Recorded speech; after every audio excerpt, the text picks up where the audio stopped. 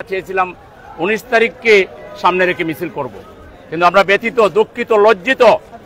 যাদের নেতৃত্বে, যাদের আহ্বানে এদেশের আপামর জনতা রাস্তায় নেমে জুলাই বিপ্লব সংগঠিত করেছিল, তাদের একটি পদযাত্রায় সেই পতিত স্বৈরাচারের বাহিনী, দখলবাজ বাহিনী, সন্ত্রাসী বাহিনী নেককারজনক হামলা করে তাদের জনসভাস্থলকে জ্বালিয়ে দিয়েছে, তাদেরকে ঘেরাও করে রেখেছে।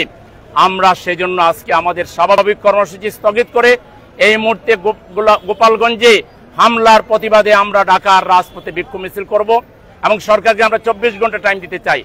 24 ঘন্টার ভিতরে হামলাকারীদের গ্রেপ্তার করে দৃষ্টান্তমূলক শাস্তি না দিলে গোটা বাংলাদেশ অচল করে দেওয়া হবে।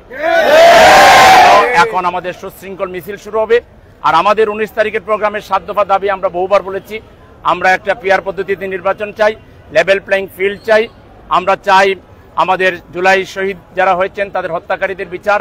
আমরা চাই একটা দ্রুত সংস্কারগুলো শেষ করে সেগুলো সংবিধানে অন্তর্ভুক্ত করা হোক, শহীদদের পরিবারকে পুনর্বাসিত করা হোক, জাতীয় বীর হিসেবে ঘোষণা করা হোক, আহত পরিবারের আহতদেরকে চিকিৎসা এবং তাদের পুনর্বাসন করা হোক, এবং আমাদের প্রবাসী ভাইদেরকে ভোটের অধিকার দেওয়া হোক। এই 7 দফা এবং জুলাই সনদ করে, ঘোষণাপত্র তৈরি করে, সনদ করে এটাকে সংবিধানের অন্তর্ভুক্ত করার দাবি আমরা করেছি। আশা করি 19 তারিখ এই দাবিতে ঢাকাবাসী দলে দলে সোহরাওয়ার্দী উদ্যানে হাজির হবেন। লক্ষ লক্ষ জনতার পদবারে সোহরাওয়ার্দী উদ্যান মুখরিত হবে ইনশাআল্লাহ। এখন আমাদের মিছিল শুরু হচ্ছে।